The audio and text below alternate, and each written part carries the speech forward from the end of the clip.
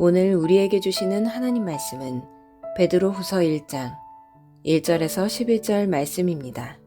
예수 그리스도의 종이며 사도인 시몬 베드로는 우리 하나님과 구주 예수 그리스도의 의를 힘입어 동일하게 보배로운 믿음을 우리와 함께 받은 자들에게 편지하노니, 하나님과 우리 주 예수를 알므로 은혜와 평강이 너희에게 더욱 많을지어다.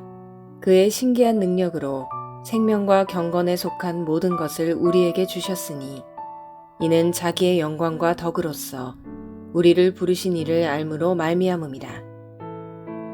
이로써 그 보배롭고 지극히 큰 약속을 우리에게 주사, 이 약속으로 말미암아 너희가 정욕 때문에 세상에서 썩어질 것을 피하여 신성한 성품에 참여하는 자가 되게 하려 하셨느니라. 그러므로 너희가 더욱 힘써 너희 믿음의 덕을, 덕의 지식을, 지식의 절제를, 절제의 인내를, 인내의 경건을, 경건의 형제 우애를, 형제 우애의 사랑을 더하라.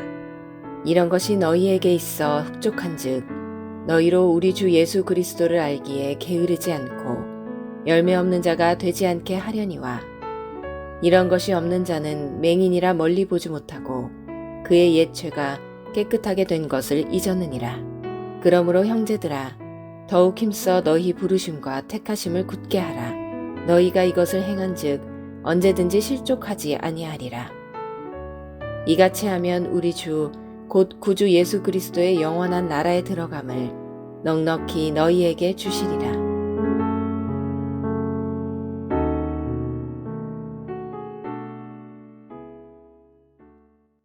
베드로후서로 들어갑니다. 오늘 본문의 첫 절인 베드로후서 1장 1절 말씀입니다.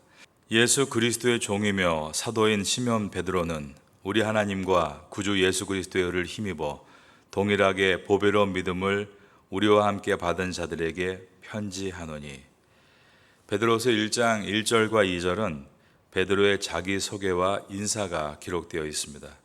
베드로는 자신을 먼저 예수 그리스도의 종이다라고 소개합니다. 예수 그리스도의 종이다, 이것은 무슨 뜻인가? 예수 그리스도 외에 나는 어디에도 매이지 않는다라는 뜻입니다. 그리스도인은 예수 그리스도의 종이 되는 만큼 자유하는 사람들입니다. 그래서 이 자유는 매우 역설적입니다. 그리스도 안에서 그리스도를 위한 종이 될 때 세상에서 자유하게 되기 때문입니다. 그리스도인의 자유는 방종할 때 누려지는 것이 아니라 그리스도의 종으로 섬길 때 누려집니다. 예수 그리스도의 종은 반드시 또한 타인의 종으로 살아갈 수밖에 없습니다. 왜냐하면 예수님께서 이 땅에 종으로 오셨기 때문입니다. 세상은 섬기기 위해서 산다 이런 말 하지 않습니다. 세상은 부리기 위해서 살아간다 이렇게 이야기합니다. 사람들이 서로를 만났을 때 궁금해하는 것이 있죠. 요즘 뭐 사업 잘 되느냐? 거기에는 직원이 몇 명이냐? 그런데 그 질문의 뜻은 당신이 지금 부리고 있는 사람이 몇 명이냐라는 의미입니다. 교회들끼리도 만나면 이런 질문 많이 합니다. 당신의 교회는 성도가 몇 명이냐? 그 질문의 목적이 무엇인가? 우리가 어쩌면 세상적인 말들을 하고 있는지도 모릅니다. 성도는 주신 사명에 순종하며 사업을 하는 것이기에 내가 지금 몇 명을 부리고 있다라고 생각해서는 안 되고 내가 지금 몇 명을 섬기고 있다라고 생각해야 합니다. 왜냐하면 우리 모두가 마지막에 다시 주님 오시는 날 주 앞에 설 때 내가 얼마나 많은 사람들을 부렸는가가 아니라 내가 얼마나 많은 사람에게 종이 되어 섬겼는가로 평가를 받을 것이기 때문입니다. 오늘 내가 만나는 사람에게 어떻게 내가 종이 되어 섬길까를 생각해야 하는 것입니다. 오늘도 우리가 만나는 사람에게 섬겨 나갈 수 있는 성도가 되겠다라고 마음 먹는다면 이것이 성도로서의 가장 기본적인 출발입니다. 사도라는 말이 영어로 아파슬입니다. 원어로 아포스톨로스입니다. 이 단어는 아포스톨로라는 동사에서 나왔는데 이 아포스톨로는 보내다, to send라는 뜻입니다. 그러면 아포스톨로스가 어떤 뜻인가? 보내심을 받은 자라는 뜻입니다. 사도는 자기의 말을 하는 것이 아니라 보내신 자의 말을 하는 것이고 자기를 나타내는 것이 아니라 보내신 자의 뜻을 나타내는 것입니다. 베드로 전서와 후서는 일반 서신서에 속합니다.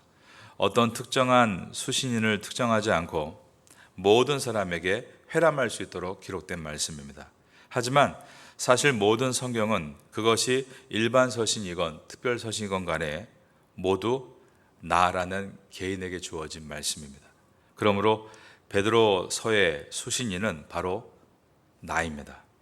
베드로는 베드로서를 받는 수신인에 대해서 자기를 포함해 우리라는 표현을 사용했고, 그리고 나서 또한 그 우리가 모두임을 말하고 있습니다. 1절에 우리와 함께 받은 자들이라고 말하고 있고, 베드로서를 받는 사람은 우리 모두이고 이 속에는 베드로도 포함되어 있다는 의미입니다. 2절을 보겠습니다. 하나님과 우리 주 예수를 알므로 은혜와 평강이 너에게 더욱 많을지어다. 2절은 은혜와 평강을 얻는 방법을 소개합니다. 그러면서 하나님과 우리 주 예수 그리스도를 알므로라고 했습니다. 하나님과 우리 주 예수 그리스도를 알므로 은혜와 평강을 얻을 수 있다. 일반적으로 알다라는 헬라어가 그나시스입니다. 초대교회 시대 때 이단이었던 영지주의자를 그나시즘이라고 부릅니다. 이것은 지식이란 단어 기노스코에서 파생한 단어입니다. 이 지식은 이제 오늘날 시대에는 영어로 knowledge라고 하죠. knowledge. 이게 원래 기노스코란 단어에서 파생했습니다. 정보 또는 지식이란 뜻입니다. 그런데 오늘 이 본문에서 알미란 이 단어는 기노스코란 단어가 아니라 에피그나시스라는 단어입니다. 일반 기노스코, 그나시스가 정보가 주입되는 지식을 말한다면 에피그나시스란 단어는 인격적인 경험을 할 때 쓰여지는 단어입니다. 2절은 하나님과 우리 주 예수 그리스도의 인격적인 관계를 경험을 통해서 얻은 지식을 가지고 있을 때만 은혜와 평강이 우리에게 임한다라고 말하고 있는 것입니다. 그러므로 하나님과 우리 주 예수를 알므로라는 것은 하나님과의 인격적인 만남, 그 만남을 통해 경험되어지는 지식을 뜻합니다. 하나님에 대해서 그냥 일반적인 지식만 쌓이면 그 지식은 오히려 사람을 부패시킬 수 있습니다. 그러한 지식은 나 자신을 해롭게 할 수 있고 또한 교회 공동체도 해롭게 할 수 있습니다. 새벽에 나와 기도하며 하나님 말씀 앞에 서 있는데 그때 우리가 정말 하나님을 인격적으로 만나게 되면 그 말씀의 지식은 나를 새롭게 만듭니다. 그러나 하나님께 나아왔지만 경험되어지는 지식 없이 일반적인 지식으로 내 머리를 쌓고 또 그것이 내 경험적인 것에 부합돼 버리면 그 지식은 나를 딱딱하게 만들고 또한 우리의 공동체를 생명 있는 나무가 아니라 죽은 고목으로 만들 수 있는 것입니다. 3절 말씀입니다. 그의 신기한 능력으로 생명과 경건에 속한 모든 것을 우리에게 주셨으니 이는 자기의 영광과 덕으로서 우리를 부르신 이를 알므로 말미암음이라. 그의 신기한 능력은 희한한 능력을 말하는 것이 아니고 하나님의 신적 능력을 말합니다. 4절을 봅니다. 이로써 그 보배롭고 지극히 큰 약속을 우리에게 주사 이 약속으로 말미암아 너희가 정욕 때문에 세상에서 썩어질 것을 피하여 신성한 성품에 참여하는 자가 되게 하려 하셨느니라. 성도가 하나님을 인격적으로 경험하는 지식, 인격적인 알을 통해서 얻게 되는 것은 신성한 성품이다라고 말씀합니다.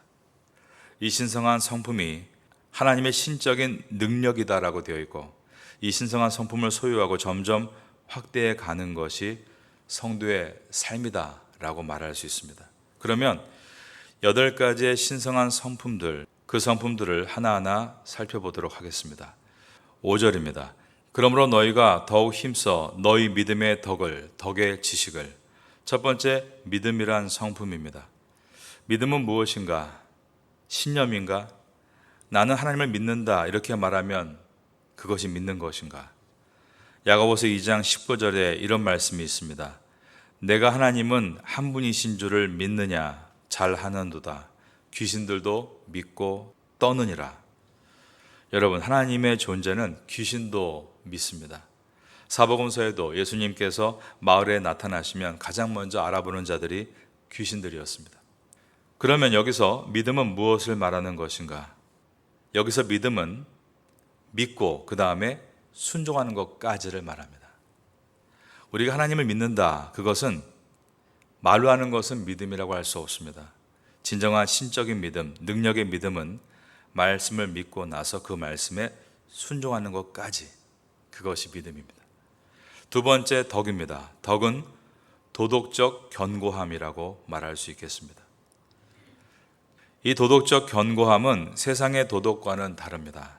세상의 도덕은 의지적인 도덕입니다. 그런데 성도의 도덕은 은혜의 도덕입니다. 은혜의 감격으로 인해서 도덕적 견고함이 생기는 것입니다. 어떤 아이가 가게에 들어가서 작은 물건을 훔치기를 좋아했습니다. 그런데 이 아이가 예수님을 믿고 나니까 훔칠 수가 없는 겁니다. 왜냐하면 예수님을 만난 그 감격의 은혜를 통해서 도덕적 견고함이 이 아이에게 계속 나타나기 때문입니다. 바로 이 상태를 덕이라고 합니다. 믿음의 덕을, 세 번째, 덕의 지식을. 지식은 읽고 생각하고 토론하면서 나타납니다. 여기에서 묵상과 나눔의 중요성이 나옵니다. 삶의 지혜는 이와 같은 하나님을 아는 지식에서부터 출발합니다. 여러분, 사람을 교만하게 하는 것이 지식이 아닙니다. 사람을 교만하게 하는 것은 얕은 지식입니다. 하지만 깊은 지식은 오히려 사람을 겸손하게 만듭니다. 그가 참된 지식을 가지고 있다면 그것의 입증은 나는 이제 다 안다가 아닙니다. 그 입증은 나는 아직 참된 지식을 다 가지지 못했다로 나타나야 합니다. 참된 지식을 가졌다면 그 입증은 내가 정말 모르는 게 많다. 바로 이것이 참된 지식으로 나아가는 모습인 것입니다. 지식에 그 다음에 보니까 절제를이라고 되어 있습니다. 네 번째가 절제입니다. 세상 우리를 방종으로 흘러가게 합니다. 그런데 절제는 우리를 균형을 유지하게 만들어줍니다. 누가 절제할 수 있습니까? 예수님께서 다시 오신다는 것을 아는 사람, 바로 그 사람이 절제할 수 있습니다. 우리는 소망이 있을 때 절제에 성공할 수 있습니다. 나의 의지를 가지고 절제에 성공할 수 없습니다. 요셉이 절제했죠. 요셉이 당한 상황에서 우리가 요셉과 같이 절제할 수 있을까? 그것은 쉽지 않습니다. 이 말이 그저 요셉이 보디발의 아내의 간통 사건에서 절제했다, 이 정도의 얘기를 하는 것이 아닙니다. 그가 노예로 억울하게 끌려갔을 때도, 그 다음에 죄수로 억울하게 옥살이를 살았을 때도, 그가 계속해서 노예 생활에서, 감옥 생활에서 보여주는 삶의 균형입니다. 그 균형을 어떻게 유지했을까? 어떻게 그러한 절제가 가능했을까? 그 이유는 요셉은 하나님의 꿈, 비전이 있었습니다. 즉 소망이 있었기 때문에 그는 그렇게 절제해 나갈 수 있었던 것입니다. 절제는 욕구에 지배당하지 않고 욕구를 지배하는 능력입니다. 여러분 모두가 그리스도 그 소망을 붙들고 이 절제의 성품을 계속 키워나가시기를 바라겠습니다. 다섯 번째입니다. 인내를 이라고 되어 있습니다. 인내는 절제의 연장선입니다. 소망이 있을 때 절제를 시작할 수 있는데 지속적인 인내는 그 소망에서 눈을 떼지 않을 때 할 수 있습니다. 인내는 다른 말로 한다면 뭐라고 할까요? 끝까지. 이것이 인내입니다. 하나님께서 관심을 갖는 사람이 누굴까? 엑설런스, 뛰어난 사람일까? 아니면 콘시스턴스, 일관된 사람일까? 하나님은 일관된 사람을 주목하십니다. 뛰어난 사람 굉장히 많습니다. 그러나 정말 중요한 사람은 일관된 사람입니다. 왜 하나님이 사울을 쓰시지 않고 다윗을 쓰셨는가? 오직 한 가지였습니다. 둘 다 뛰어난 사람들이었지만 다윗은 일관된 사람이었기 때문입니다. 바로 이것이 인내의 사람입니다. 저는 이 새벽에 나오신 분들이 이러한 인내의 사람으로 지금도 가고 계신 줄로 믿습니다. 여섯 번째입니다. 경건을. 경건은 하나님에 대한 바른 관점과 태도를 지키고 있는 것을 말합니다. 하나님을 존중하는 것이죠. 이 경건이 있을 때 우리는 하나님만 존중하는 것으로 끝나지 않고 반드시 사람에게도 이어지게 됩니다. 사람도 존중하게 되는 것입니다. 안타까운 것은 이 시대에 이러한 경건한 사람들이 점점 줄어들고 있습니다. 다시 말해서 하나님을 존중하고 또한 사람을 존중하는 그리스도인들이 많지 않다는 것입니다. 어떤 그리스도인은 너무 논리적입니다. 기가 막히게 사회를 비평하고 원인도 잘 파악하고 아주 말을 잘 하는데 그 말을 앉아서 듣고 있으면 하나님을 존중하는 경건을 들을 수 없고 사람을 존중하는 겸손도 발견할 수 없습니다. 그러면 우리는 그저 세상에 말 잘하는 하나로만 보일 뿐 정말 그를 통해서 세상을 바꾸길 원하시는 주님의 능력을 기대할 수는 없게 되는 것입니다. 하나님을 존중하는 성도는 또한 내 옆에 있는 사람을 존중해 나갈 수 있어야 합니다. 1장 7절입니다. 경건의 형제 우애를, 형제입니다. 형제, 헬라어로 필라델피아라는 단어입니다. 이것이 미국의 한 도시의 이름이 되었죠. 멋진 이름이죠. 형제라는 뜻입니다.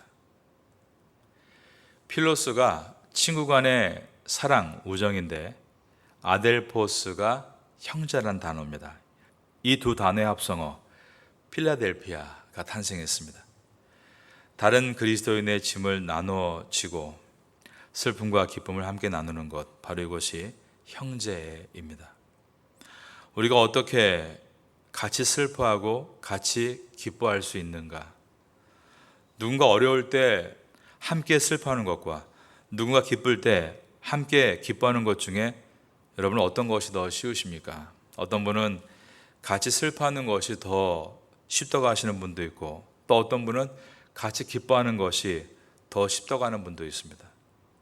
어떤 분은 나는 같이 기뻐하는 것이 왜 그렇게 어려운지 모르겠다라는 분도 있습니다.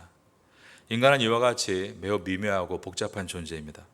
그런데 이와 같은 서로를 동감할 수 있는 필라델피아, 형제를 만들어낼 수 있는 방법이 있습니다. 그것은 내 삶의 여백을 만들 때입니다. 내 마음속에 여백이 없이 나의 생각과 나로 가득 차 있으면 형제를 만들 수 없습니다. 다른 사람의 감정이 어떤지, 다른 사람의 의견이 어떤지, 그의 주장이, 그의 감정이 나에게 들어올 수 있도록 내가 여백을 만들어 놓을 때만 그때부터 우리는 다른 사람을 생각하게 되고 내가 왜 그와 함께 슬퍼해 주지 못하는지, 왜 그와 함께 기뻐해 주지 못하는지 자신을 깊게 돌아볼 수 있게 됩니다. 그때부터 형제를 배워나갈 수 있는 것입니다. 다른 사람의 감정과 다른 사람의 주장들이 나와 다르면 우리는 받아들이지 않고 밀어낼 때가 많습니다. 그러나 내 안에 여백이 생긴다면 그래, 그 사람의 말도 일리가 있구나. 그래, 그럴 수도 있구나. 이와 같이 형제를 시작할 수 있는 것입니다. 자기 사랑의 극치로 가는 것이 그리스도인이 아니라 자기의 삶의 여백을 두고 삶의 중심에 먼저 하나님을 모시고 말씀을 통해 계속 내 마음의 여백에 다른 사람들을 올려놓고 생각하는 것, 그런 형제에 대해서 눈을 뜨고 많은 관심을 갖는 여러분 되시기를 바라겠습니다. 마지막 8번째입니다. 사랑입니다. 진정한 사랑은 소유이지만 소유뿐 아니라 또한 자유입니다. 소속감을 줄 뿐 아니라 자유를 줄 때가 진정한 사랑입니다. 왜 그렇습니까? 하나님께서 우리를 그렇게 사랑하시기 때문입니다. 너는 내 것이다 라고 말씀하시는 소유의 사랑이죠. 그러나 그럼에도 불구하고 우리를 억지로 하지 않는 자유를 주시는 사랑인 것입니다. 하나님께서 우리를 소유하시기 원하시지만 우리를 억압하지 않으십니다. 오늘도 우리가 자유를 얻었죠. 사랑은 우리가 꼭 받아야 되는데 그 사랑을 우리가 어떻게 풍성하게 만들 것인가를 생각해 보아야 합니다. 여러분 많이 외로우실 때가 있으시죠? 외로움이 어디서 옵니까? 물론 이렇게 말할 수 있습니다. 사랑을 받지 못하는 데서 온다. 하지만 우리가 교회 생활하면서 깊은 것 한 가지를 깨닫게 되는데, 외로움은 우리가 사랑을 받지 못하는 데서 오는 것도 있지만 사실은 더 큰 것이 사랑하지 못하는 데서 온다는 것입니다. 어쩌면 이 후자가 더 크고 더 위험합니다. 너를 사랑해 주변에서 모든 가족이 말하고 있는데 어떤 우울함을 벗어나지 못하는 사람도 있습니다. 나는 사랑받지 못하고 있다. 그럴 때 비결은 내가 누군가를 섬기고 사랑하는 것입니다. 외로움을 당하는 분들, 사랑을 못 받아서라고 말하지만 사실은 사랑을 못해서일 수 있다는 것입니다. 그래서 우리가 이 새벽에 나와 기도할 때 능동적인 사랑을 해달라고 기도하고, 그리고 그러한 사랑을 실천하는 하루가 될 때 그 은혜는 결국 내가 따먹게 됩니다. 우리는 오늘 이 아침에 이 8가지 아름다운 덕목들을 살펴보았습니다. 이 아침에 하나님 앞에 기도하며 하나님과의 깊은 교제를 통해 얻어지는 삶을 누리시기를 축복합니다. 그러는 가운데 이 8가지의 신적인 성품이 우리 안에서 점점 일어날 수 있게 되기를 마지막으로 예수님의 이름으로 축원합니다.